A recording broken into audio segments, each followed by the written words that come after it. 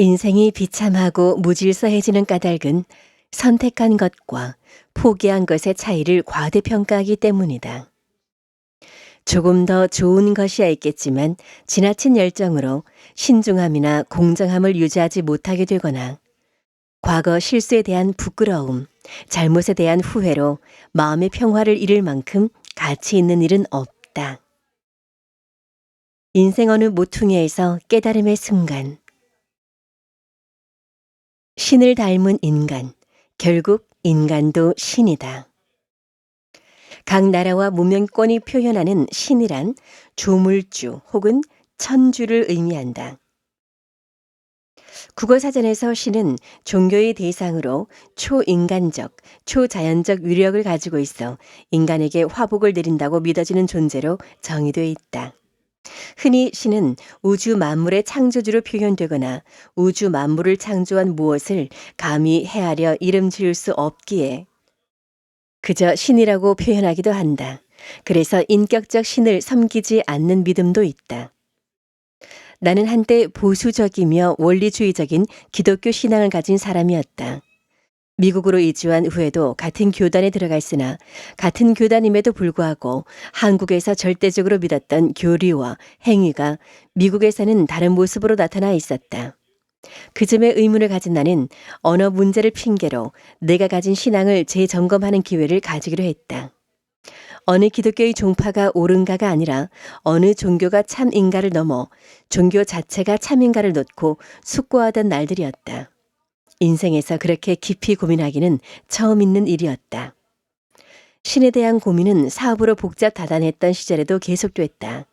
이 문제가 내 인생 전체에 가장 큰 해결점이 될 것이라 생각했기 때문이다.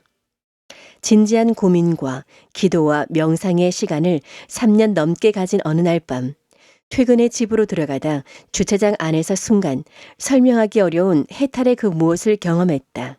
내 나이 33살 무렵이었다. 그날로 나는 다니던 교회를 그만두었다. 바로 그날부터 예수에 대한 신앙을 버리고 예수가 믿었던 신앙으로 내 믿음이 바뀌었기 때문이다. 같이 신앙생활을 했던 많은 사람들이 실망했고 오랫동안 그 이유조차 묻는 사람이 없었다.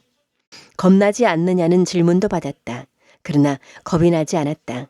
신이 존재하고 그 신이 내게 자유의지를 부여했다면 내 자유의지로 충분히 고민하고 공부하고 숙고한 후에 내린 결정이었다.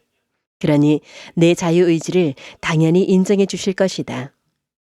만약 자유의지를 허락하지 않는 신이라면 내 결정은 이미 그의 결정이나 마찬가지다. 그의 결정에 따랐기 때문이다. 어떤 경우든 내가 잘못한 것은 아무것도 없기에 두려움이 없어져 버렸다.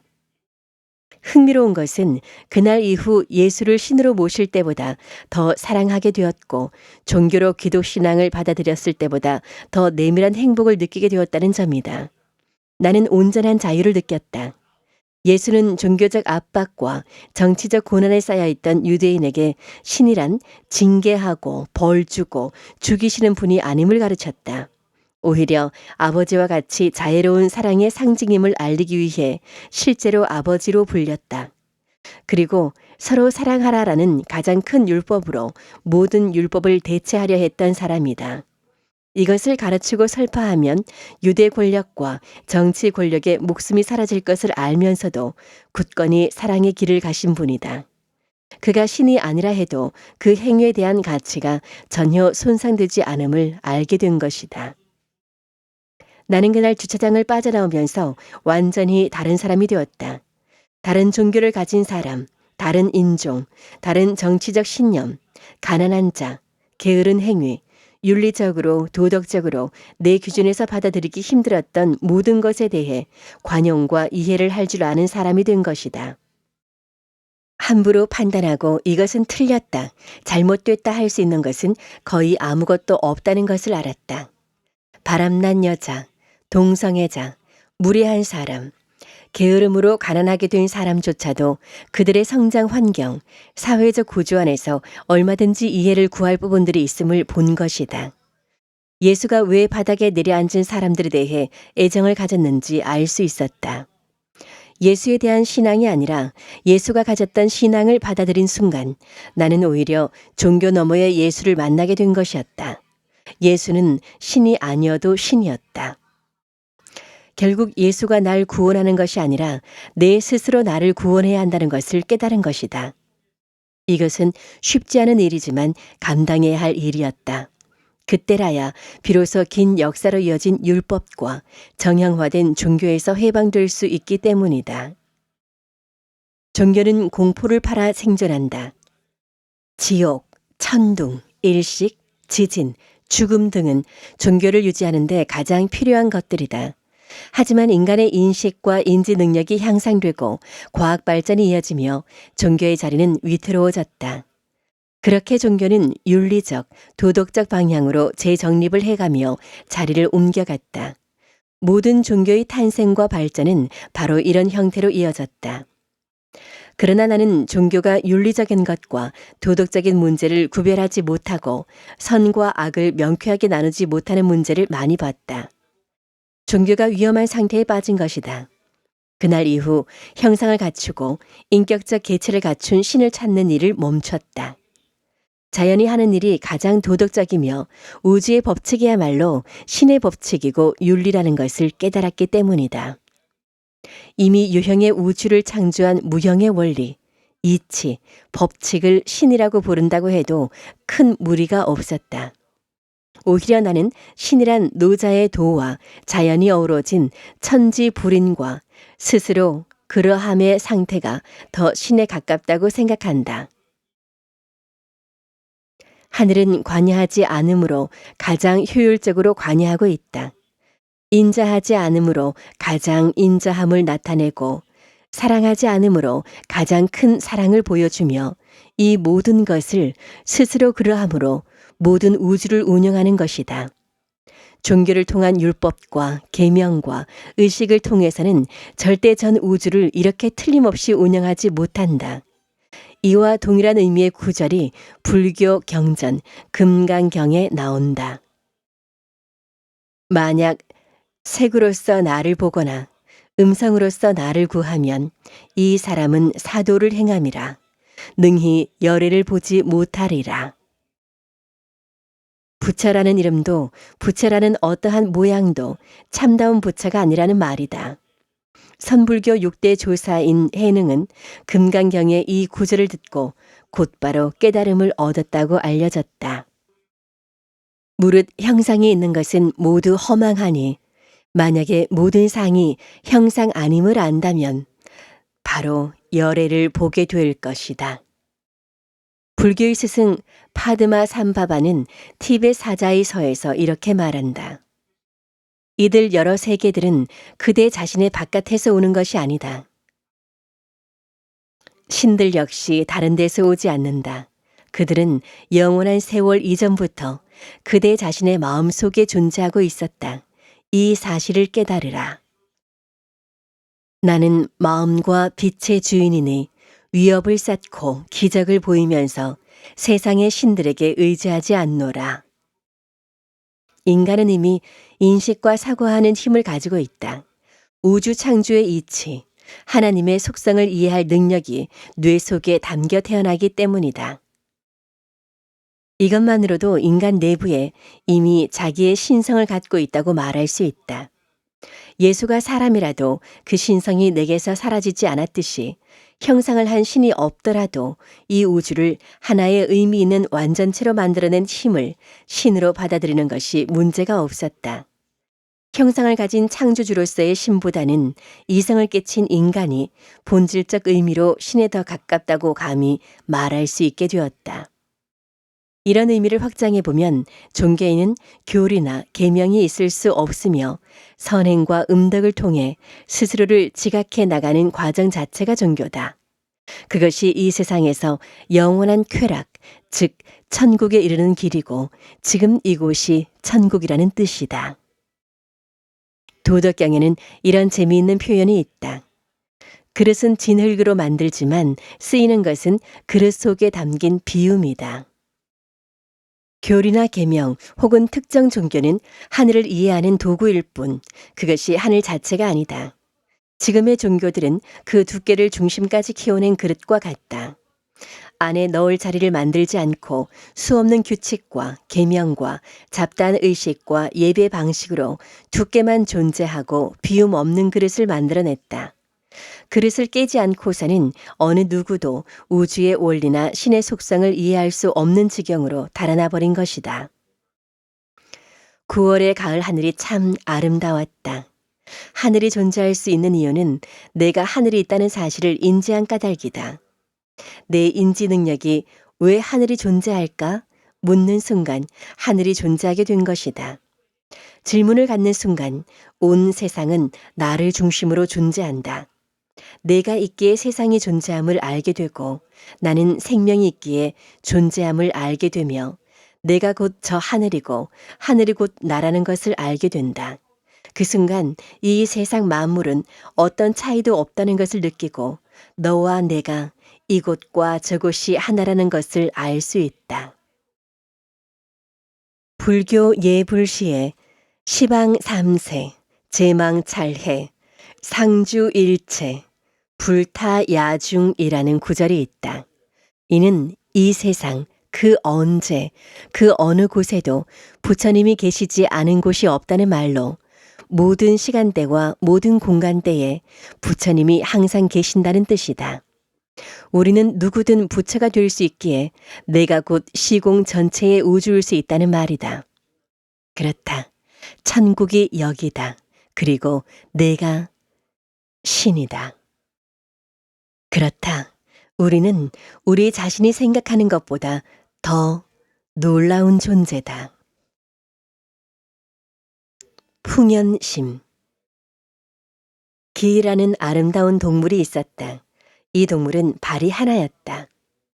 이 동물은 발이 하나밖에 없기에 발이 100여 개 되는 지네를 부러워했다. 지네는 발이 없는 뱀을 부러워했다. 발이 없어도 잘 돌아다니는 뱀이 부러웠다. 뱀은 어디든 갈 수 있는 바람을 부러워했다. 바람은 가지 않아도 멀리 볼 수 있는 눈을 부러워했다.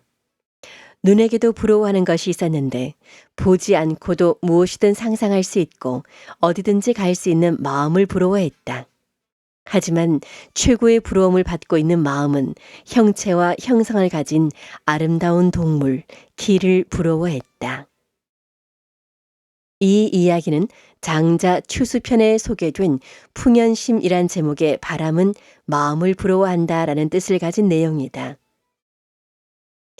세상이 힘든 이유는 욕심과 부러움 때문이다. 만족은 내가 가진 것이 많아서 느끼는 감정이 아니다. 아무리 많은 재산과 권력이 있어도 만족할 수 없는 것이 있다. 알렉산드로스는 불과 20살에 왕이 됐다. 알렉산드로스는 20대를 서남아시아와 북아프리카 지역 정복 활동으로 보냈고 그의 나이 30에는 그리스, 이집트, 인도 북서부에 이르는 서양의 전례가 없던 대제국을 건설했다. 그는 전투에서 한 번도 패한 적 없는 명장이었다. 그 자신감으로 세계의 끝까지 정복하겠다는 욕심에 인도를 침공했으나 병사들의 반발로 중단되었다. 결국 바빌론에서 사망했다. 서양 역사상 가장 위대한 정복자였던 그도 결국 욕심을 멈추지 못하고 그의 왕국과 함께 사라졌다. 세상 누구와도 비교할 수 없는 재물과 권력을 가졌던 알렉산드로였지만 만족을 배우지 못한 것이다. 아무리 부자라도 나보다 더 큰 부자는 어디나 있고 설령 세계에서 가장 큰 부자가 돼도 매년 부자 순위는 달라진다. 부자도 재력뿐 아니라 권력, 인기, 명성, 권위도 부려올 수 있으니 스스로 만족을 배우지 못하면 끝이 보이지 않는다. 그러나 만족하는 순간 비교할 이유가 없어져 굳이 명품으로 자신을 치장하지 않아도 스스로 가치가 생긴다. 오히려 소득이 높아지면 자신을 명품으로 치장할 의미가 없어져 오히려 브랜드 로고 없이도 훌륭한 제품을 선호하게 된다. 나는 사업 규모가 제법 성장한 후에도 중고 포드 F150 픽업 트럭을 타고 다녔다. 직원들은 보상받은 BMW를 타고 다녔다. 저 회사가 괜히 직원들에게 호기를 부린 것 아니냐는 주변의 눈총을 받았을 당시는 픽업 트럭이 창피했었다. 하지만 나중에 사업이 더 번창해 현금으로 커다란 사옥을 사고 재력을 비교할 만한 주변인들이 사라지고 나니 오히려 이리저리 찌그러진 트럭을 타고 다니는 것이 자랑으로 바뀌었다. 나는 아직도 가끔 중고 트럭을 타고 다닌다. 지금 당장 포르쉐나 에스턴 마틴을 살 수 있으니 다른 사람과 경쟁할 이유가 없어졌다. 만족하지 못하면 아무리 돈이 많고 권력이 높아도 행복할 수 없다.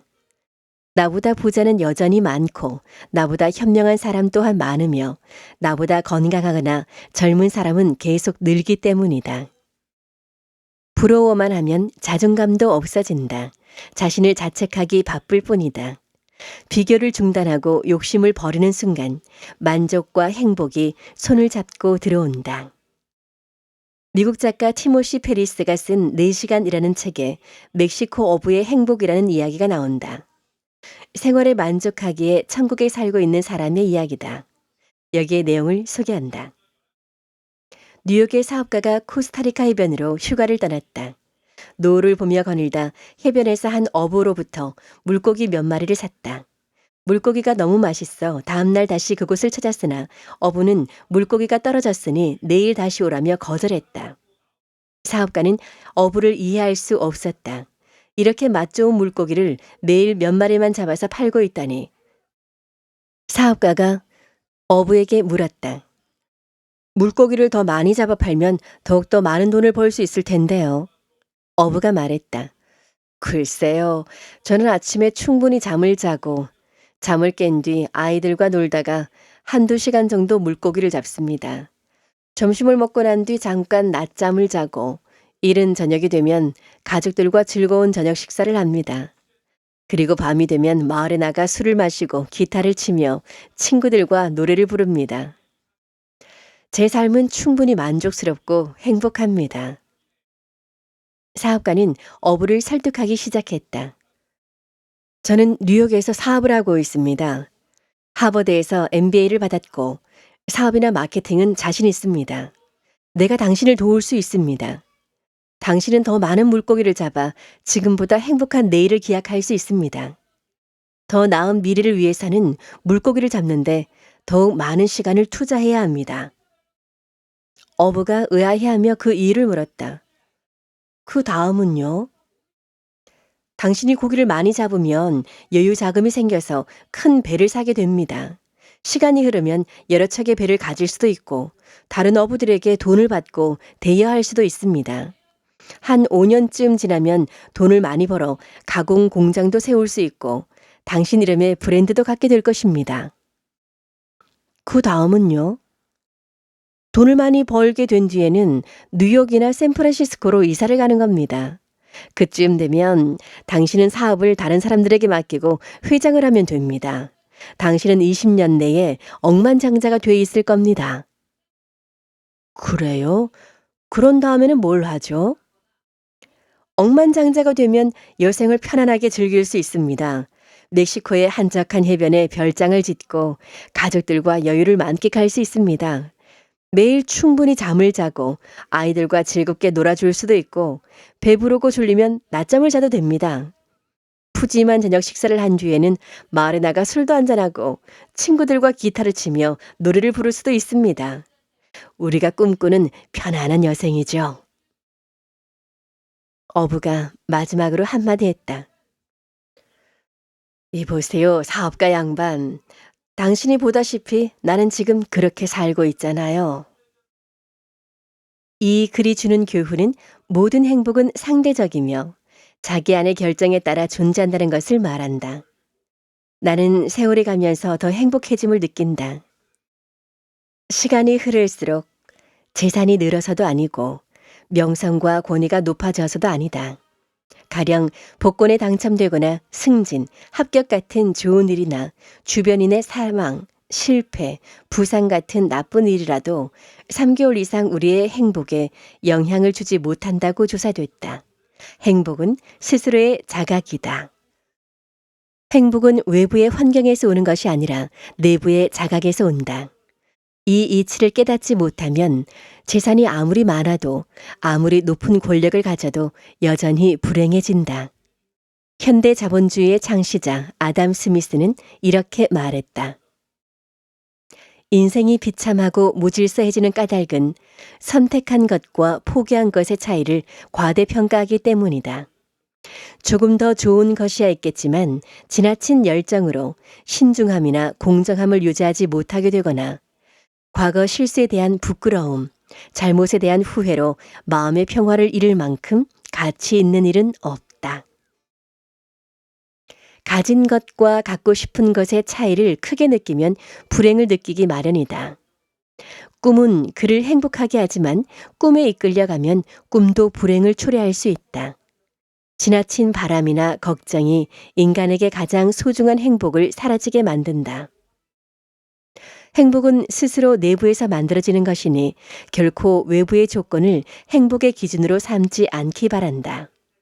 내가 지금 충분히 행복을 만끽하는 이유는 역설적으로 내가 가진 것이 행복의 근원이 아니라는 자각을 얻고 난 후에 생긴 자유 덕분이다. 삶이 내게 준 독은 언젠가 항생제가 되어. 우리가 흔히 말하는 보톡스는 일종의 독이다. 얼굴의 주름을 없애는 성분으로 알고 있는 보톡스는 상품명이다. 성분은 보툴리눔 톡신으로 근육 수축 주사제의 일종이다. 보툴리눔 톡신은 상한 통조림에서 생기는 클로스트리디움 보툴리눔이라는 박테리아가 만든 독소다. 식중독을 일으키거나 생화학 무기 제조용 독소가 약으로 쓰이게 된 것이다. 처음에는 사시 치료에 사용됐다. 첨배로 희석해 주사하면 눈 근육의 비정상적인 운동이 멈추는 효과가 나타났다. 이 독소를 근육에 주사하면 신경 전달 물질을 막아 근육의 움직임을 일정 기간 마비시키는 작용을 한다는 것을 알게 되었다.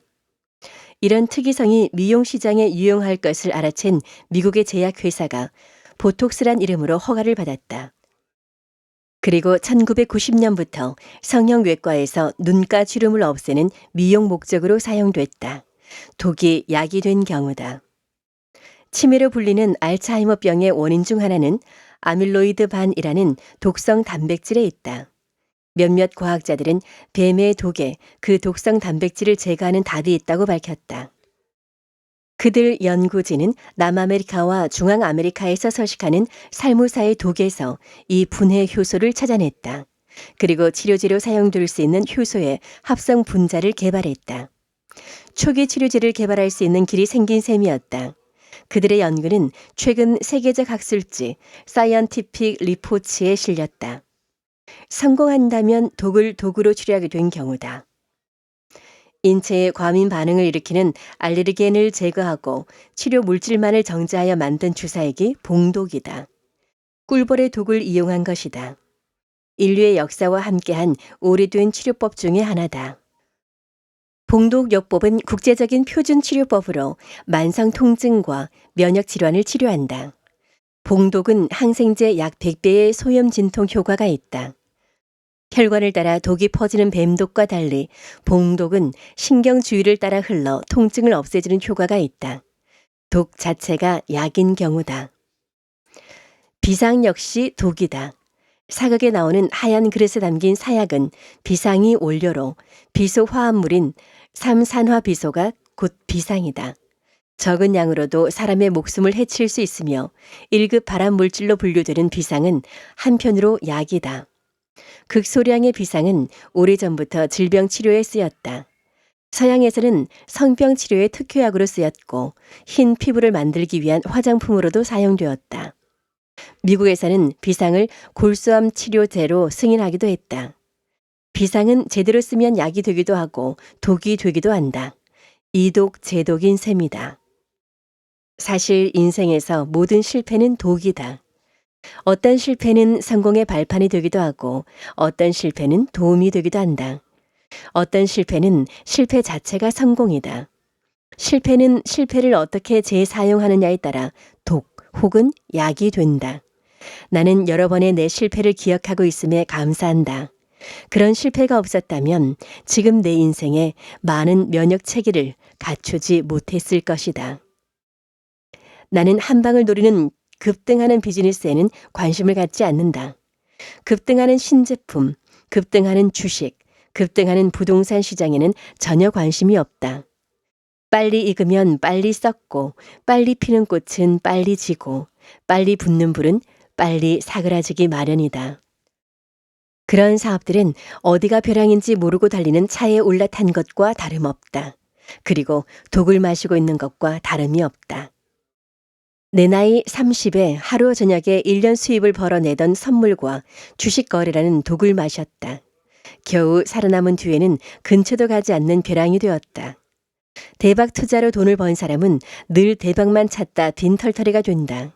그렇게 번 돈은 돈 자체에 무게감이 없어서 공중으로 사라지고 만다. 순간의 행운을 좇는 사업가는 절대 성공하지 못한다. 나는 모두를 만족시키고 모두에게 사랑받는 일에 대해서도 관심을 버렸다. 일을 그르치고 자존심에 상처받는 독을 마셔봤기 때문이다. 나는 내 기사의 댓글이나 비난 혹은 칭찬에 둔감하다. 그런 것들은 나를 잘 알지도 못하는 사람들이 던진 돌과 같다. 그러니 일부러 달려들어 내 얼굴에 돌을 갖다 댈 필요가 없다. 누군가 수군거리는 말 따위 역시 내가 들을 말이 아니다. 그래서 그들이 내 뒤에 있는 것이다. 남들의 비난과 비평에 자신을 흔들리게 두지 말라. 나를 가장 잘 아는 사람은 나다. 다른 사람이 하는 소리는 그 사람의 의견일 뿐 사실이 아니다. 누가 내 부모를 어떻게 이야기해도 내 부모는 내가 제일 잘 안다. 이러쿵저러쿵 아는 체 해봐야 소용없다. 내 부모는 내가 제일 잘 알기 때문이다. 하물며 평생 알아온 내 자신의 평가를 왜 의견이 아닌 사실로 받아들여 나는 이런 사람이구나라고 믿는가. 내가 가진 많은 소신은 과거 실패로부터 생긴 독 덕분이다. 독은 독으로만 이해하면 독이 되지만 약으로 쓸 때는 항생제가 된다. 결국 용도를 결정하는 것은 자신이다. 충고? 글쎄. 내가 받기를 원해서 받은 충고는 얼마나 될까? 그 중에 진심이 담긴 충고는 얼마나 되며 진심이 담겼다 해도 사실만이 담긴 충고는 얼만큼일까? 또 그렇게 얻은 충고가 정말 나에게 도움이 된 경우는 어느 정도였을까? 세상에 정말 가치 있는 충고는 그리 쉽게 찾을 수 없다. 나는 여러분께 함부로 충고하려 들지 말라고 조언하고 싶다. 상대가 묻기 전에 하는 충고는 설령 가치 있는 충고라도 들을 준비가 돼 있지 않은 상태라 감정만 상할 뿐이다. 자신이 싫어하는 것은 남도 싫어하기 마련이다. 특히 원하지 않은 충고는 아무리 친한 사이라도 관계를 허물어 버릴 수 있는 칼이 된다.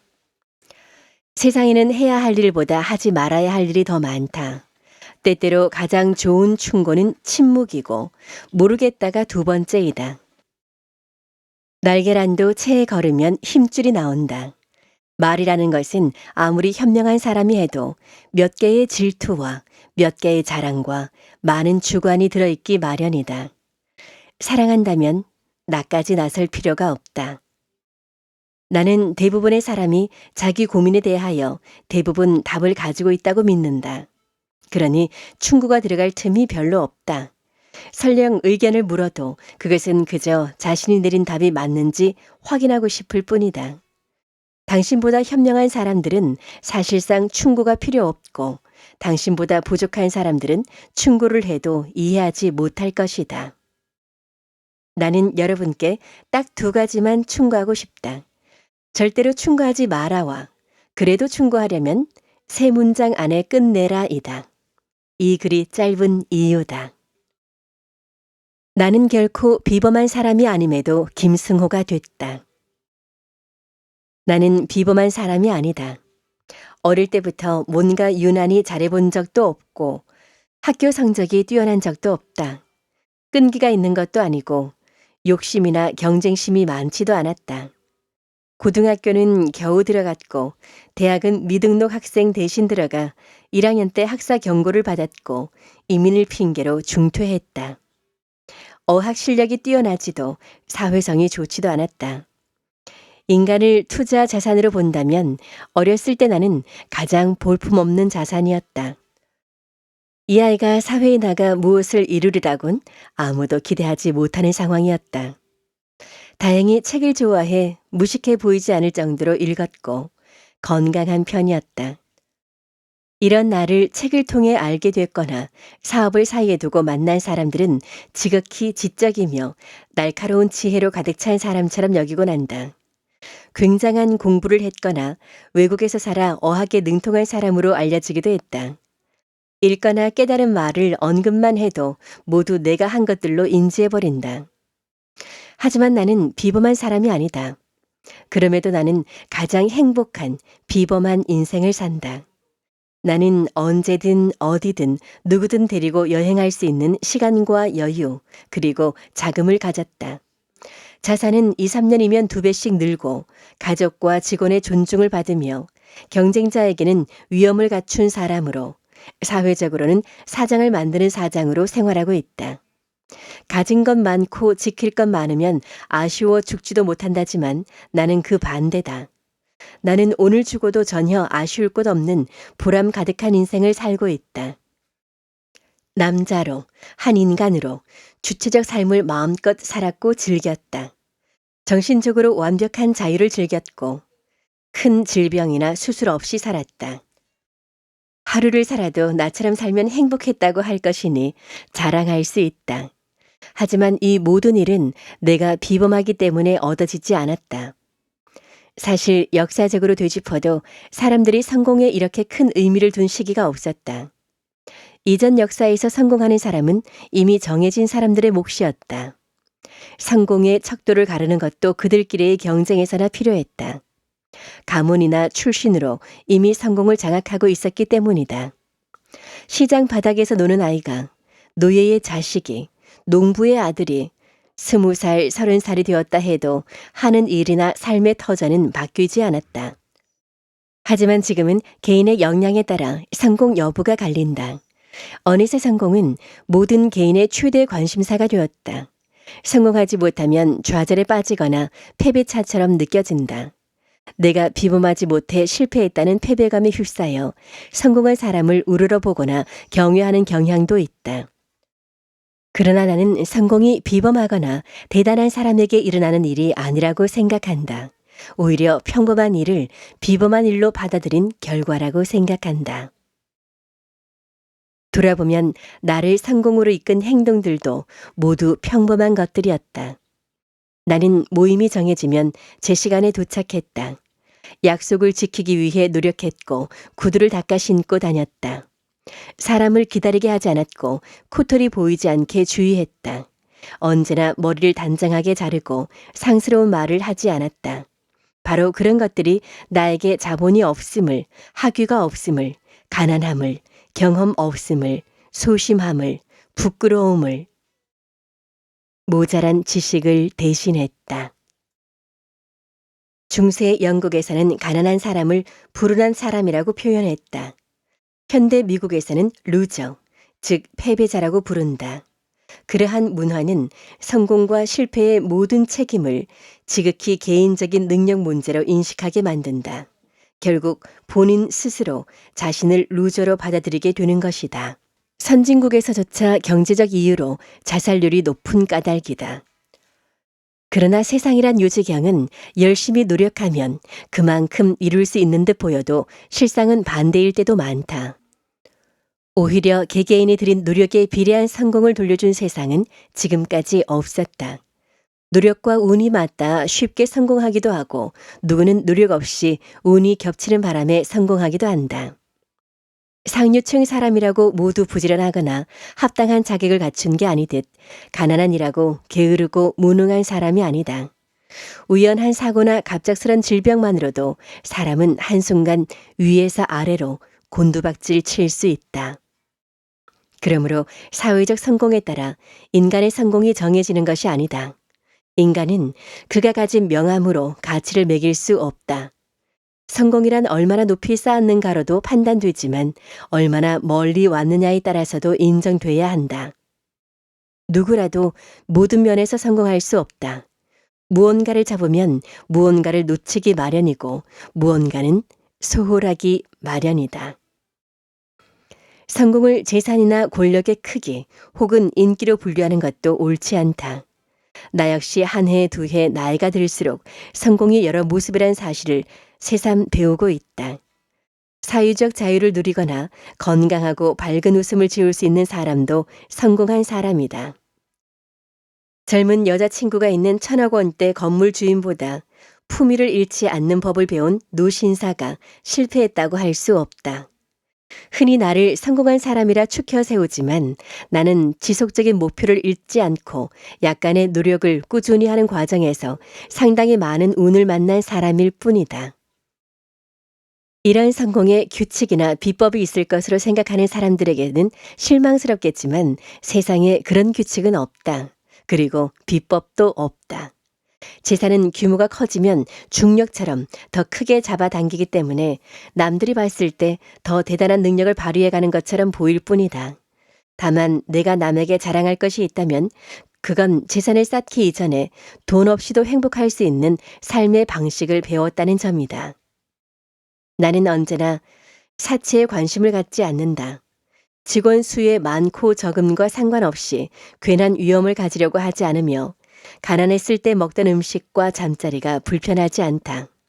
100원의 무서움과 1억의 가벼움을 동시에 느끼며 내가 만났던 사람을 잊지 않으니 언제라도 나는 행복하다. 많은 것들을 소유하고 누리며 많은 사람들을 거느린 사람 중에 자신을 불행하고 추로하게 느끼는 사람을 많이 보았다. 성공한 뒤에 다시 실패하는 이들도 많다. 성공을 위해서 무슨 일이든 하다 막상 성공한 뒤 성취감에 도취해 나태해지거나 때론 무기력해져 버리는 이들도 많이 봐왔다. 그들에게 성공이란 재산이나 권력, 보이는 지위였기 때문이다. 결국 행복이나 성공은 부에서만 나오는 게 아니다. 성공이 행복과 동일한 의미도 될 수 없다. 성공과 행복은 결국 각자의 기준과 경험일 뿐이다. 내가 나를 성공한 사람으로 인정하는 건 내가 가진 재산 때문이 아니다. 오히려 나는 내가 가진 삶의 태도 때문에 나를 성공한 사람으로 여긴다. 나는 누군가 나를 넘지 못하게 할 생각이 없다. 나는 내가 남보다 낫다고 생각하지도 않는다. 어린 제자나 후배들에게도 마음을 열고 배우고 재산의 권위가 나를 대신하도록 하지 않는다.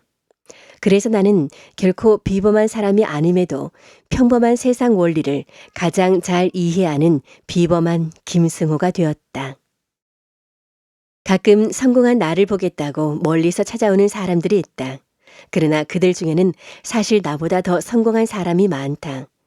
높이 쌓은 나보다 멀리 걸었다는 걸 모를 뿐이다. 참된 성공은 양의 문제가 아니라 질의 문제다. 성공은 비단 높이 쌓아 올리는 것만 아니라 얼마나 멀리 왔는가도 포함된다. 성공의 권리가 있듯 실패에도 권리가 있다. 실패를 두려워하는 사람은 성공할 수 없다. 실패하지 않았다는 말은 아직 성공하지 않았다는 말과 같다. 실패는 성공하는 사람의 권리다. 성공이란 이름의 건물 바닥에는 실패라는 수많은 주춧돌이 놓여 있다. 실패에 좌절하고 슬퍼하는 모습을 보면 안쓰럽기도 하지만 한편 긍정적인 느낌도 든다. 그 실패로부터 그가 얼마나 달콤한 열매로 익게 될지 알기 때문이다. 모든 과일은 익기 전에 먹으면 쓰거나 떨다. 성공이란 열매도 실패를 지나야 달고 향이 난다. 물론 막상 실패라는 현실에 부딪히면 아프다. 주위의 차가운 시선과 동정도 받는다. 하지만 성공하는 사람은 실패에 대한 염려보다 성공했을 때 주어지는 보상에 더 큰 흥미를 갖기에 개의치 않는다. 연꽃은 아름다운 꽃 중 하나다. 하지만 그 아름다운 꽃이 피는 연못은 절에서 더러운 곳 중 하나다.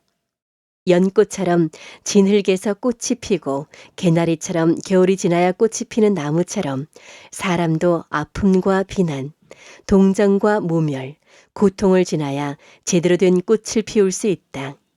내 스스로의 힘으로 가난이나 인간관계의 속박에서 벗어날 수 없다고 느낄 때 흔히 누군가 나타나 구원해 주길 기대하게 된다. 혹은 복권에 당첨되기를 바랄지도 모른다. 하지만 바람은 바람일 뿐 고통은 여전히 줄지 않을 것이고 문제는 여전히 풀리지 않는다. 이때 가장 쉬운 일이 정치인, 고용주, 부모 등 다른 누군가를 탓하는 일이다. 물론 아예 틀린 건 아니다. 그러나 지금의 문제를 야기한 근본에는 자신이 있다. 그리고 지금 이 순간에도 문제에서 벗어날 출구를 찾고 있다. 문제가 발생된 자리에 해결책도 함께 있다. 그런데 본인을 제외한 다른 모든 곳을 향해 불평불만 중이니 해결 방법 자체가 사라진다. 모든 문제의 근원적 해결을 내 안에서 찾고 불평과 부정적인 족쇄를 걷어내야 한다. 나 스스로 시대의 희생자나 피해자라고 설정하는 순간 내 주변의 모든 사람이 똑같이 고통스러워야 된다. 하지만 비슷한 처지인 누군가는 그 와중에도 성장하고 있거나 행복을 느낀다. 결국 자신의 환경이 문제가 아니라 그 환경을 대하는 개인의 태도 차이로 볼 수 있는 대목이다. 우리는 불행과 고통을 인내해야 한다. 불행과 고통의 원인을 찾아야 하며 그 고통을 넘어서야 한다. 이 사실을 완전히 깨닫는 순간 스스로 환경을 만들 수 있다. 그 고통스러운 모든 환경은 이미 그 길을 간 사람들의 그림자다. 이 과정을 통해 인간은 성숙해지고 견고해지며 하나의 자립된 인간으로 우뚝 서게 된다. 그러므로 실패는 권리다. 실패는 특권이며 실패는 자랑이다. 실패하고도 죽지 않았다는 사실만으로도 대단한 자랑거리다. 실패할 때마다 성공으로 가는 문은 다가온다. 더 이상 실패할 이유들이 사라져가기 때문이다. 자신의 일이 실패할 때마다 그것을 배우기 위해 얼마나 많은 돈과 시간이 들었는지 생각해 보면 그 실패의 경험이 얼마나 가치 있는 실패인지 알게 된다.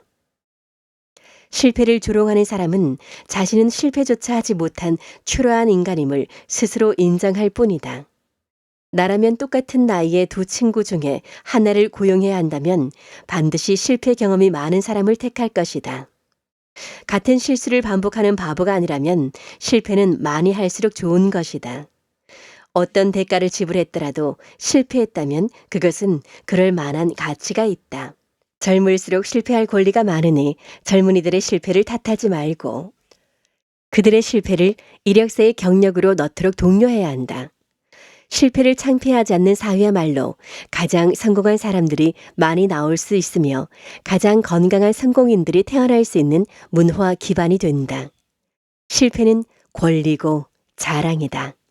같은 실패를 두 번 하지 않는 한에서 마음껏 실패하기 바란다. 제거할 것인가 통제할 것인가.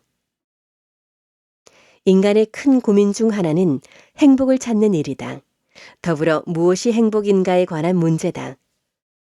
거의 대부분의 사람이 행복을 욕망의 충족으로 알고 있다. 그러나 재력과 권력, 인기를 향한 이기적인 탐욕은 오히려 모든 불행의 씨앗이다. 이런 욕망 안에는 거미줄처럼 치밀하게 쌓인 갈등과 비열함과 유치함이 똘똘 뭉쳐 있어 빠져나갈 길이 없다. 여기에 빠지면 아름다움이나 사랑, 약속, 순수, 충성, 절제 같은 가치들은 자리 잡지 못한다. 욕망은 거침이 없고 경계를 몰라서 결코 만족하는 일이 없다. 결국 욕망은 그 욕망을 가진 주인을 파멸로 몰아 죽을 때까지 끌고 간다. 그러나 욕망은 삶의 한 부분으로 결코 사라지지 않는다. 살기 위해 욕망과 욕심을 부려야 할 일이 생기고 이를 거절하면 세상에서 사라지는 일도 생긴다. 욕망 자체를 없애려 하기보다 욕망을 통제할 수 있도록 노력해야 한다. 내가 욕망을 다스리되 절대로 욕망이 날 다스리도록 내버려 두지 말라. 행복이란 스스로의 내면에서 완전히 만족하고 평화스러운 상태를 말한다. 욕심이나 욕망이 배제된 상태가 행복의 바른 모습이다. 이때 행복은 이기적이지 않으며 이웃과 함께한다. 또한 행복은 재화와 물질에 대한 포기가 아니라 완벽한 통제이며 밝고 유치하면서도 품위를 잃지 않는 것이다. 아이가 있다고 그가 어른이 아니고 밭이 있다고 모두 농부가 아니다. 마찬가지로 가진 것 많다고 행복한 것이 아니라 그것을 본질이 아닌 도구로 알고 통제하고 다룰 수 있는 기술에 따라 삶의 새로운 가치가 부여된다. 자존감, 지혜, 사랑, 자비와 같은 인품과 정신이 자신의 재산과 권력을 이끌도록 해야 한다. 그렇지 않으면 우리 인생 전체를 남이 만들어 놓은 척박한 환경에서 부와 인기와 권력이 성공이자 행복인 줄 알고 목숨 끝나는 날까지 찾아다니게 된다. 행복은 기회가 아니라 나의 선택의 문제다. 그것도 배워서 오는 것이지 그냥 기다린다고 찾아오는 것이 아니다. 행복을 얻는데도 기술과 공부가 필요하다. 따라서 오늘 행복할 것인지 아닌지는 나의 결정에 달려 있다. 생각의 비밀. 전 우주를 통해 가장 강력한 힘은 중력이나 전자기력, 강력이 아니다. 우주의 가장 큰 힘은 생각의 힘이다. 생각은 모든 에너지의 시작이며 끝이다. 우주에 존재하는 모든 것은 모두 생각 에너지의 변형된 모습이다. 물질은 생각이 눈에 보이게 된 상태일 뿐이다. 사람의 모든 성공도 결국 생각에서 시작돼 현상이 되고 물질화된 결과다. 생각은 사용하는 사람에 따라 파괴적이거나 건설적이 된다. 공포, 불안과 의심, 걱정과 절망, 슬픔, 분노 같은 생각에서 파괴적인 결과가 나온다. 반대로 세상의 법과 조화를 이루면 지극히 사랑스럽고 행복한 일, 협조와 평안, 위로, 안심 등의 결과로 나타난다. 파괴적인 생각은 소멸되어 사라지지만 건설적인 생각은 확장되며 보존된다. 나는 40여 명의 청장년 학생들을 데리고 중앙대학교에서 글로벌 경영자 과정 수업을 하고 있다. 이곳에 모인 이들은 특별히 선할 것도 특별히 악할 것도 없는 평범하고 보편적 인간성을 가진 사람들이다. 그들 개개인은 누군가에게는 나쁜 사람일 수도 있고 누군가에게는 선하고 의젓한 사람일 수도 있다. 나는 모든 것을 내려놓고 이번 한 번만 이 안에 모인 동기들을 친형제 자매처럼 받아들여 볼 것을 권한다. 더불어 자신의 모든 재능과 시간을 서로를 위해 사용해 보라고 강력히 권한다. 그렇게 모두가 약속을 하고 자신의 사회적 지위와 배경을 내려놓고 마음을 놓는 순간 기적이 일어난다. 서로에게 사랑스럽고 오염되지 않은 순수한 마음을 보여주는 그 순간 아무리 거친 사장도 냉혈한 금융인도 무술인도 지독히 경계심 많은 사업가도 모두 천사가 된다. 서로가 서로에게 매일 축복을 하고 위로를 하는 사이 그 위로나 축복이 모두 자기에게 다시 돌아오고 돌아온 축복은 더 커져서 메아리처럼 울려나간다. 불과 한 주일 만에 이들은 평생 만나온 친구처럼 서로 죽고 못 사는 사이가 된다. 나는 매 학기 이런 광경을 목격한다. 하지만 이렇게 만들어진 기적 같은 관계를 단숨에 부셔버릴 방법도 있다. 어느 한 사람이 지속적으로 불만을 말하고 험담을 하거나 심지어 누군가의 흉을 과장해 전하기만 해도 단숨에 결속을 무너뜨릴 수 있다. 이런 힘은 매우 파괴적이라 모처럼 꺼내놓은 선한 마음을 닫고 더 이상 누구에게도 열지 않게 만든다. 옳은 생각과 맑은 정신으로 순수하고 이기적이지 않은 목표를 세우고 이를 끊임없이 지속적으로 생각하며 노력하면 모든 것을 가질 수 있고 모든 것을 이룰 수 있다. 매 순간 모든 생각은 인생을 멋지게 하거나 혹은 엉망으로 만들 수 있다. 지금 엉망인 인생을 사는 중이라면 머릿속에 엉망인 생각이 가득 차 있는 것을 확인할 수 있다. 매번 실패만 하는 사람이 있다면 그 사람이 술자리에서 하는 소리를 들어보라. 그의 입에서는 부정적인 생각과 남을 향한 비난만 나올 것이다. 그들이 아무리 성공을 열망해도 실패에서 벗어날 방법은 불평을 그만두고 자신의 잘못을 인정하고 모든 것이 내 탓이었음을 알게 될 때야 가능하다. 지금 커다란 난관에 봉착해 어찌할 바 모르는 누군가가 있다면 그에게 해주고 싶은 말이 있다. 지금 바로 깊이 있는 생각을 하라고 말이다. 이 세상의 어떤 난관도 당신이 고요한 침묵 상태에서 모든 힘을 다해 문제 해결을 위해 집중하면 이를 막을 난관은 없다고 말이다. 모든 실패, 모든 아픔, 모든 난관은 그 이면에 가장 가치 있는 것을 숨기고 있고 이 숨김을 찾는 것은 고요한 침묵을 통한 생각의 힘이다. 생각은 어마어마한 힘을 가지고 있다. 온 우주 안에 이 힘을 대신할 힘도 없고 이 힘을 능가할 힘도 없으며 이 힘을 막을 어떤 힘도 없다. 당신이 사람인지 동물인지 기계인지 나는 모른다. 당신은 이 글을 읽을 수 있는가? 그리고 이 글의 단어적 의미를 이해하는가? 그렇다면 당신은 생각을 할 수 있는 인격체다. 생각을 할 수 있다는 것은 이 우주 안에 가장 강력한 힘을 소유하고 있다는 뜻이다. 당신이 생각하는 모든 것은 에너지로 우주에 뿌려진다. 그 에너지는 세상에 흩어져 자신이 품은 생각의 근원을 따라 안착될 만한 곳으로 나간다. 그리고 뿌려진 그 마음을 따라 선이나 악의 형태로 뭉치고 부풀려져 자신에게 돌아온다. 이기적이고 파괴적인 생각은 다른 사람의 이기적이고 파괴적인 마음을 안고 복리로 이자가 붙어 자신에게 돌아온다. 고요하고 순수하고 사랑스러운 마음은 슬픔을 아우르고 기쁨을 더하고 행복과 건강이라는 선물과 함께 다시 자신의 품으로 돌아온다. 결국 행복과 건강, 기쁨은 외적인 소유가 아니라 내적인 자각의 결과다. 내가 생각을 옳게 쓰면 나는 생각을 다스리는 자가 되는 것이고 내가 생각을 옳지 못하겠으면 생각이 나를 다스리게 되는 것이다. 내가 선인이 되거나 악인이 되는 것도 모두 이 생각의 쓰임에 따라 결정되는 것이다. 내가 내 학생들에게 이번 한 번만 조건 없이 사랑을 베풀어 보라는 이유도 이것이 결국 나를 가장 아름답게 만들고 건강하게 만들며 나에게 가장 이익이 되기 때문이다.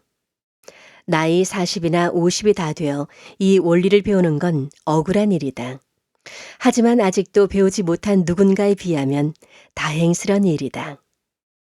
어떤 상황에서도 내가 옳다고 생각하는 일을 하고 이 일이 모두에게 이익이 되는지 곰곰이 생각한 후에 실행하라. 선을 이루는 성실과 관용이 당신에 대한 모든 어려운 일을 막아낼 것이다. 어떤 시련이 닥치더라도 두려워할 필요가 없다. 이런 믿음은 당신의 모든 손실을 보상할 것이고 재난도 축복으로 바꿔줄 것이다. 슬픔은 위로받고 번영은 이어질 것이기 때문이다.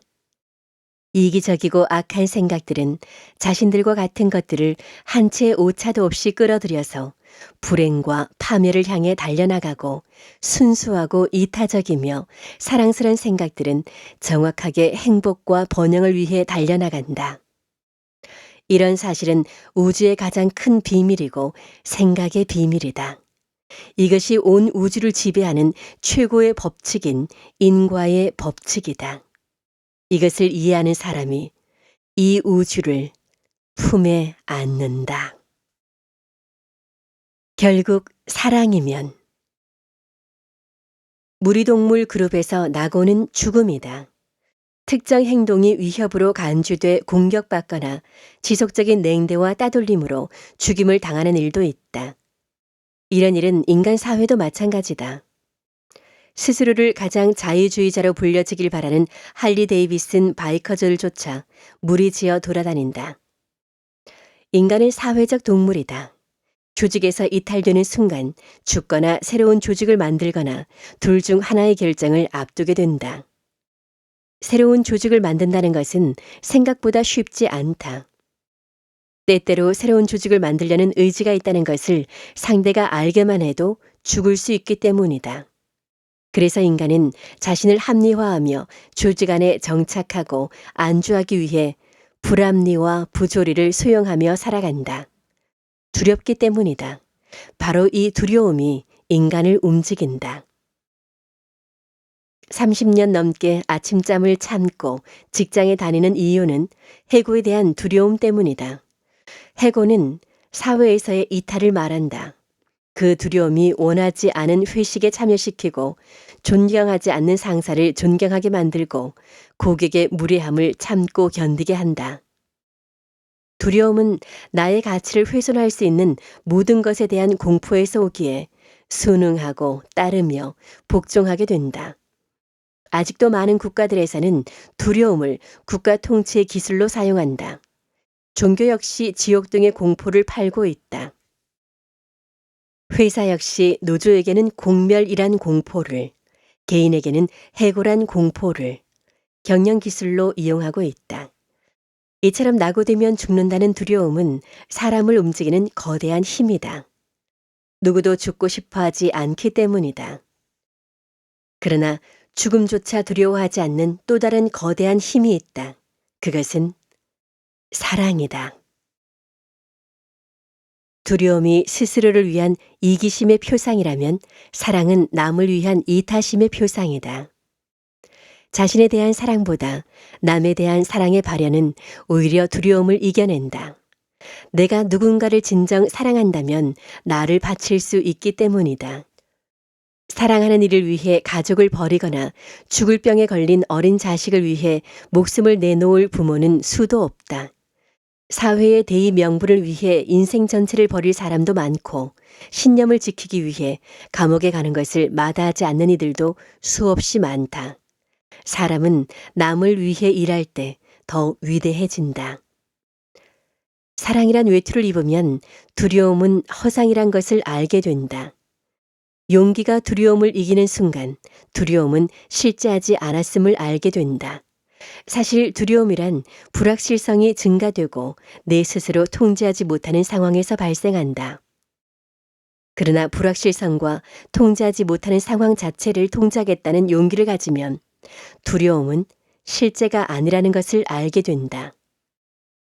사람들은 사랑하다 헤어질까봐 두려워하고 꿈에서 추락할까봐 두려워하며 비난과 조롱에 휩싸일까 두려워한다. 이 모두는 사랑과 용기만 있으면 무엇이든 헤쳐나갈 수 있다. 사는 것도 두려워할 이유가 없고 죽는 것도 두려워할 이유가 없다고 생각하면 모든 것에 용기를 가질 수 있다. 두려움을 버리지 못한다면 두려움과 맞설 용기를 키우면 된다. 성공하면 추억이 되는 것이고 실패하면 경험이 될 뿐이다. 사람은 능력이 없어 실패하는 것이 아니라 용기가 없어 실패하는 것이다. 또한 사랑이란 인간이 가진 가장 강력한 힘 중의 하나다. 사랑은 최악을 최상으로 바꾸어낼 수 있고 두려움과 공포를 한순간에 물리칠 수 있다. 두려움이 해결된다는 것은 두려움이 없어진 상태가 아니다. 두려움이 없는 삶이란 과거에도 없었고 미래에도 없을 것이다. 두려움은 항상 우리와 함께 존재한다. 우리 삶의 질을 결정짓는 것은 두려움의 유무가 아니라 그것을 어떻게 다루고 넘어서느냐는 점이다. 때때로 두려움은 우리가 무엇을 하지 말아야 할지를 가늠하게 하지만 반면에 무엇을 해야 할지도 알려준다. 깊은 공포나 두려움은 무지가 만든 결과다. 언어가 발전되고 난 뒤 인간 사회에 가장 빨리 나타난 것이 공포다. 질병, 죽음, 죽음 후의 미래, 어머니의 부재, 불가항력 자연현상 같은 것들이다. 이 공포는 직접 보지 않고도 언어로 전염이 가능해 확장된다. 그러나 인간의 인지 능력이 향상되고 자연에 대한 물리적 이해가 더해지며 많은 두려움이 이해할 수 있는 두려움, 받아들일 수 있는 두려움으로 순화되었다. 그러나 여전히 남는 것은 외로움과 차별과 낙오에 대한 두려움이다. 이 공포는 사랑만이 이길 수 있게 한다. 내 아이들이 어렸을 때 여러 친구 부부들과 함께 캠핑을 간 적이 있다. 차에서 내려 한창 텐트 자리를 보는 중이었는데 함께 간 어느 부부의 6살짜리 딸아이가 그대로 폭포 웅덩이에 빠져버렸다. 그 깊이가 어느 정도인지 물 소용돌이가 얼마나 센지 내가 수영을 못한다는 사실을 인지할 새도 없이 물속에 뛰어들었다. 아이의 발을 잡고 그제야 생각했다. 아이를 안고 수영을 할 수 없다. 웅덩이 바닥까지 함께 가라앉으면 발로 바닥을 박차고 솟구쳐 그 힘으로 아이를 웅덩이 끝까지 올려놓아야겠다. 나는 그 아이가 죽는 것을 볼 수 없었다. 결국 사랑의 힘을 믿는다면 결코 공포를 무서워하지 않는다. 오히려 공포와 두려움을 잡으러 다닌다. 그것을 다스릴 줄 알기에 두려워할 이유가 없는 것이다. 마음속의 모든 나약함은 마음의 상태에서 나오는데 이런 마음은 사랑할 대상이 없기 때문이다. 나를 진정 사랑하고 누군가를 마음과 목숨을 다해 사랑한다면 마음은 용기를 갖게 되고 공포나 두려움보다 크게 자라나 힘을 지닌다. 긍정적 사고는 이를 더더욱 굳게 하며 마음을 지탱시켜준다. 두려움을 다스릴 줄 알면 나는 내 인생의 주인이 된다. 자신감이 가득하고 걸음이 꼿꼿하며 생각과 말에 힘이 생긴다. 두려움이 다시 몰려오더라도 사랑의 힘을 믿고 당당하면 언제든 두려움과 공포를 발 아래 둘 수 있다. 매일매일 성실함과 열정적인 노력을 통해 계속 나아가야 한다. 사랑과 용기는 이 문제를 해결할 유일한 열쇠다. 세상에서 가장 큰 영향력, 선함의 힘. 나의 이기심을 채우기 위한 가장 효과적인 방법은 지극히 이타적으로 행동하는 일이다. 남을 위해 친절과 호의를 베풀고 선한 행동을 하는 일의 가장 큰 수혜자는 본인이기 때문이다. 물론 친절이 즉각적인 대가로 돌아오지 않는 경우도 많다. 자리를 양보했더니 인사도 없이 당연하게 여기는 사람도 있고 길에서 사람을 태웠더니 강도로 돌변하는 경우도 있다. 하지만 세상에 배은망덕한 사람이 많다고 선행을 베풀지 않는 것은 어리석은 짓이다. 선행 중에서도 가장 큰 대가로 돌아오는 건 보답을 바라지 않고 하는 경우다. 보답을 바라지 않고 선을 베풀면 그 선이 왜곡되지 않는다. 또한 보답을 바라지 않고 하는 선행은 그 자체로 내면에 강한 자긍심을 만든다. 더구나 이렇게 선행을 계속하면 언젠가 누군가 자신이 받은 선행의 몇 배, 몇십 배를 한 번에 되갚는 경우도 생겨 그동안 누락됐던 보답까지 충분히 받게 된다. 간혹 내게 많은 경비를 쓰며 2주에 한 번씩 한국을 오면서까지 사업가 제자들을 가르치는 이유가 무엇인지 묻는 사람이 있다. 그 이유는 분명하다. 나는 어느 강연장 혹은 모임에서 꿈이 명확하고 열정적인 젊은 친구를 만나면 시계를 풀어준다. 그리고 그 꿈을 모두 이룬 뒤 본인 같은 후배를 만나면 전해주라 당부를 한다. 별거 아닐지 모를 이런 작은 격려와 친절이 그가 받은 것 이상으로 사회에 확장되어 갈 것임을 알기 때문이다. 선한 영향력을 바탕으로 친절한 사람들이 많이 나타난다면 그건 사회 효용 비용에서 어마어마한 이득이다. 이는 결국 내 자식들 혹은 그 자녀들이 이익을 보는 일이다. 하찮고 가벼운 친절이란 없다.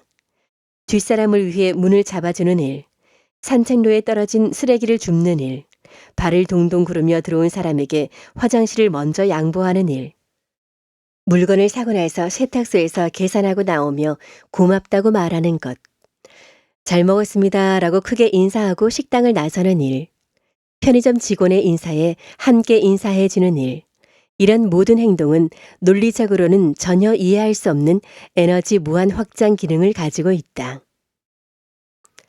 새벽 기도가 아무리 마음을 위로해 준다 한들 그날 아침에 받은 이웃의 따뜻한 인사를 넘어서지 못한다.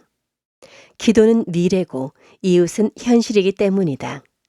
그렇게 법정 스님은 이 세상에서 가장 위대한 종교는 친절이라고 말씀하시며 작은 친절과 따뜻한 몇 마디 말이 이 지구 전체를 행복하게 할 수 있다는 것을 잊지 말라 하셨다. 친절한 행동과 진심을 담은 행동은 세상을 변화시킬 수 있다. 그런 세상의 변화에 가장 큰 혜택을 내가 받는 것이다. 인간은 누구나 좋은 사람에게 좋은 사람이 되고 싶어 한다. 그러니 내게 전혀 손해볼 것이 없는 장사인 것이다. 인생에서 가장 멋진 사람들은 품위를 지닌 사람이다. 친절한 사람이야말로 가장 멋진 품위를 지닌 사람이다. 불친절하고 무례한 사람은 아무리 멋진 옷과 멋진 얼굴을 가졌더라도 우아함을 가질 수 없다. 자신이 예쁜 것을 알아 누구에게나 도도해져 목소리가 느려진 여자들을 본 적이 있는가? 자신이 가진 것이 많아 거만해져서 어깨와 목이 뒤로 가고 턱이 내려앉은 남자들을 본 적이 있는가? 그런 사람들은 두 번 다시 만나고 싶지 않으며 설령 다시 본다 해도 처음과 달리 아름답지도 멋있지도 않은 얼굴을 하고 있다는 것을 알게 된다. 이 세상에서 가장 멋진 사람은 단정한 차림에 친절한 사람이다. 그들이야말로 가장 근사한 품위를 지닌 사람이다. 품이야말로 최고의 패션 감각이다. 간혹 자존심은 강한데 자존감이 없는 사람들은 친절함이 없기 때문에 그렇다. 억지로라도 친절을 베풀다 보면 자존감이 살아나고 내가 좋아지기 시작한다. 그러면 저절로 사람이 품이 있어지고 주변에 좋은 상황들이 연이어 생겨난다. 책은담에 이르길 생각이 너그럽고 두터운 사람은 봄바람이 만물을 따뜻하게 기르는 것과 같으니 모든 것이 이를 만나면 살아나고 생각이 각박하고 냉혹한 사람은 삭북의 한설이 모든 것을 얼게 함과 같아서 만물이 이를 만나면 곧 죽게 된다라고 가르친다. 그러므로 친절한 사람 주위에는 좋은 일과 좋은 인연이 모이게 되어 이타적 행위가 자신에게 가장 큰 이익이 된다. 특히 가진 자, 이긴 자, 높이 올라선 자들의 친절은 그 효과가 더 넓고 크다. 이들의 친절에는 의도가 없기에 관용이 되며 선의가 그대로 묻어나서 그 향이 깊다. 전쟁에 승리했을 때 베푸는 관용은 원한을 덕으로 갚는 것이기에 적이 진심으로 항복하게 만들며 평화 시에 베푸는 선이야말로 진정 평화를 원한다는 것을 알려준다. 그러므로 가진 자, 이긴 자, 높은 사람은 더더욱 친절과 관용과 선함을 유지해야 하고 그 자세가 자기 스스로를 더욱더 가진 자, 이긴 자, 높은 사람의 위치에 존속하게 만들어준다. 어느 누구도 누가 무엇을 가진 것에 대해 진심으로 존경하지 않는다. 우리는 대기업 대표나 그의 2세, 3세 자녀들이 재산이 많다고 존경을 보이지 않는다. 그들이 사회에 책임을 보이고 선한 일을 행할 때 비로소 존경하게 된다. 그러므로 내 도움이 필요하고 나의 동정이나 관용에 기대어야 하는 모든 이에게 친절하고 선하게 행동해야 하는 것이야말로 가장 값진 투자다. 친절은 베푸는 것으로 얻는 것들 중에 최고의 제품이다.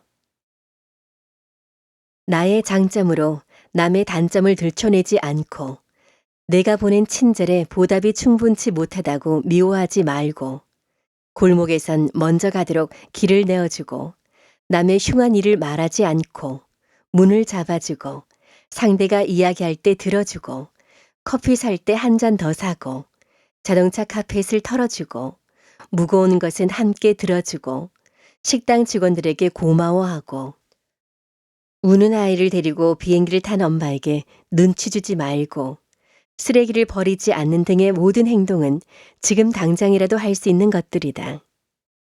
마음을 자극하는 가장 유혹적인 감정은 진심에서 나오는 친절이다. 인간은 누구든지 언제나 그것에 굴복한다.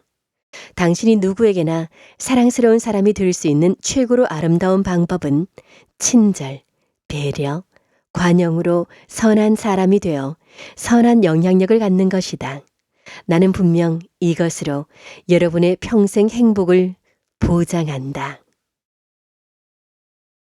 선함이야말로 어두운 세상에서 자신을 보호해줄 가장 큰 힘이다.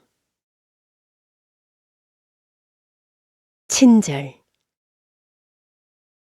그 가치의 위대한 힘을 아는가?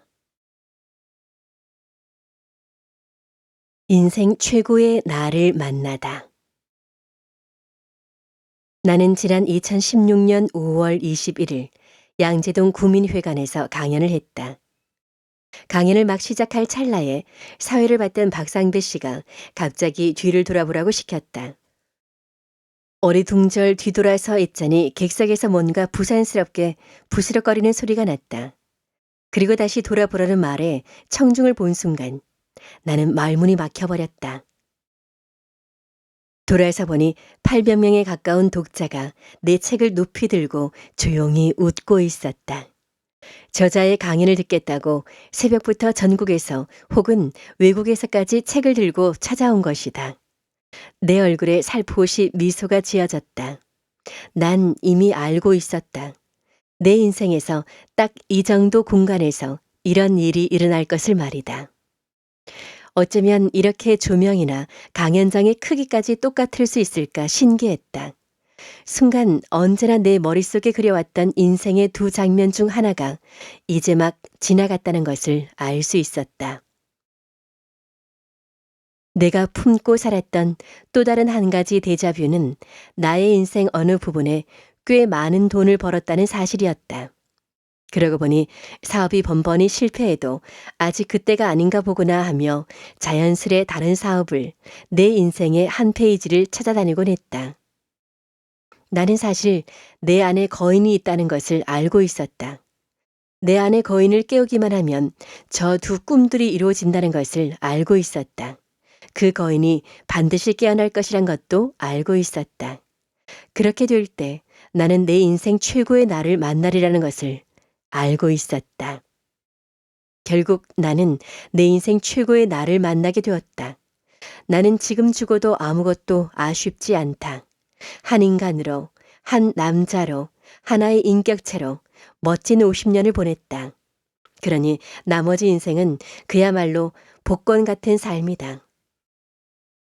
언제, 어디든, 누구든 데리고 여행할 수 있는 시간적, 금전적 여유와 건강을 지녔다. 원하는 책은 얼마든지 살 수 있고 언제든지 모든 일을 멈추고 책을 읽을 수 있다. 자녀들의 존경과 조카들의 사랑과 형제 자매들의 우애와 양부모의 자랑을 모두 품었고 직원에게 다른 경쟁자들보다 많은 급여를 줄 수 있는 회사를 운영하고 있다. 우정의 끝까지 가보고 완벽하게 믿을 수 있는 친구도 있으며 나를 따르는 많은 후배들과 내가 존경할 만한 선배가 있다. 권위를 존중하면서도 권력을 무서워하지 않는 배짱도 있고 진리를 여전히 탐구하면서도 종교에 매몰되지 않을 자신도 생겼다. 감히 내 인생 최고의 시간이요. 누구와 견주어도 될 만한 멋진 인생이다. 이를 보고 많은 사람들이 운이 좋다고 말한다. 하지만 단순히 운이 좋아 하루 저녁 만에 그 자리에 올라간 것이 아니다. 남들이 시계를 맞춰놓고 잠들 때 새벽 신문 떨어지는 소리에 잠에서 깨어나 신이 나서 일을 하러 가고 남들이 주말을 기다릴 때 1년에 단 한 번 크리스마스에나 쉬어가며 열정을 바친 결과다. 지치지 않고 한 걸음 한 걸음 내딛다가 넘어지기도 쓰러지기도 울기도 했지만 한 번의 성공으로 10년을 보상받은 것이다. 그렇다면 당신은 당신 인생 최고의 순간을 맞이하기 위해 무엇을 하고 있는가? 누구와 시간을 보내는가? 무엇을 준비하는가? 이를 위해 얼마나 많은 것을 희생할 수 있는가? 한 인간으로 태어나 이 세상에 흔적을 남기길 원한다면 노을을 보기 위해 이미 해가 진 서쪽으로 달려가서라도 바라볼 용기를 가져야 한다. 내 안의 거인은 나만 깨울 수 있다. 그 아무리 위대한 선생도 내 안에 거인이 있음을 알려줄 뿐 그를 깨어낼 수 없다. 돈키호테는 말했다. 이룩할 수 없는 꿈을 꾸고 이루어질 수 없는 사랑을 하고 싸워 이길 수 없는 적과 싸움을 하고 견딜 수 없는 고통을 견디며 저 하늘의 별을 잡자. 그렇다. 돈키호테를 따르라. 그것이 거인을 불러내는 최고의 방법이다. 세상에서 가장 행복한 사람으로 산다는 것. 외식 기업을 하고 있는 나지만 나는 딱히 맛집을 찾아다니거나 좋은 음식에 대한 탐닉은 없다. 내가 제일 좋아하는 음식은 주로 간결하게 맛을 낸 단품 요리다. 식욕을 자극하는 음식만을 찾아다니면 결국 비대한 몸과 까다로워진 혀만 남을 게 뻔하다. 어지간한 음식으론 만족하지 못하니 병든 몸이 되기 십상이다. 공부하듯 음식을 먹으러 다니거나 먹은 음식을 자랑하는 사람들은 나처럼 생당근 쪼가리를 씹을 때 나오는 깊은 향이나 반찬 한 가지 깔끔하게 놓고 먹는 저녁 식사의 기쁨을 이해하지 못할 것이다. 행복을 위해 욕망을 만족시키는 것은 한계가 있다. 욕망은 끝이 보이지 않기 때문이다. 항상 더 좋은 음식과 더 좋은 집, 더 좋은 대우를 받기를 원하게 된다. 욕망이 끝나지 않으면 스스로 행복을 느낄 수 없고 스스로 행복하다고 생각하지 않는 사람은 무엇을 가져다 주어도 절대로 행복할 수 없다. 사람들은 행복을 필사적으로 찾고 행복을 매일 노래하고 가장 추구하는 것 또한 행복이라고 말한다. 그러나 행복은 하늘에 뜬 무지개 같아서 잡으러 다가가면 다가간 만큼 멀어져 있다. 행복은 행복 그 자체가 오묘한 것이기에 어디에 존재하는 것도 사거나 만들어지는 것도 아니다. 행복은 이미 우리 안에 존재하고 있다. 사람은 행복하기로 마음먹으면 행복해진다. 우리 안에 존재하는 행복이 참 행복이라는 것을 모르고 다른 행복을 찾다 보면 마치 같은 극길이 서로 밀어내는 자석처럼 더 멀리 밀려나갈 뿐이다. 그러나 내가 어떤 상황이나 어떤 위치에서도 나만의 내면의 행복을 찾아내면 그 행복은 주변의 행복을 다른 극을 가진 자석처럼 끌어들인다. 행복의 비결은 내가 포기해야 할 것을 언제 포기해야 하는지 아는 데서 출발한다. 욕심과 욕망을 줄이는 순간 행복이 외부에서 주어지는 것이 아니라 내부에 이미 존재하고 있었음을 알게 된다. 그래서 행복을 잡으러 다니는 것을 포기하는 순간 그 행복이 눈앞에 보이는 것이다. 우리가 태어나서 벌어놓은 모든 것은 소멸된다. 소멸되는 것에는 진정한 행복이 없다. 행복은 영속적인 것을 찾아 인간과 우주에 대한 사랑을 실현함으로써 가능하다. 물질적인 부를 추구하고 이기적인 행동을 하는 사람은 아무리 부를 가져도 행복할 수 없다. 사회적 성공이 행복의 열쇠는 아니다. 행복을 가진 사람이 사회에서 가장 성공한 사람이다. 우리는 집이나 새 차를 살 때 혹은 누군가에게 인정을 받거나 많은 돈을 벌었을 때 행복하다고 말하지만 그것은 행복이 아니라 단순한 기쁨이다. 행복은 기쁨보다 고결한 마음의 상태다. 행복을 느끼면 차나 집이 없어도 시합에 져도 돈이 없어도 여전히 기쁠 수 있기 때문이다. 천사를 만나야 행복해지는 것이 아니라 내가 천사가 될 때 행복한 것이다. 내가 천사가 되는 것은 내 마음에 인간에 대한 보편적 사랑을 가지고 이타적 행동으로 타인의 슬픔과 기쁨에 공감할 때다. 나는 언제든지 누구와든지 얼마든지 어디든지 시간과 금액에 상관없이 여행을 할 수 있을 만큼 자유와 돈을 가진 사람이다. 그러나 그래서 내가 행복한 사람이 된 것은 아니다. 나는 자유롭게 사고하고 도전을 즐기고 남을 도울 능력과 시간이 있고 궁극적인 가치와 진리에 여전히 목마르다. 그래서 나는 세상에서 가장 행복한 사람이다. 좋아요와 구독은 사랑입니다.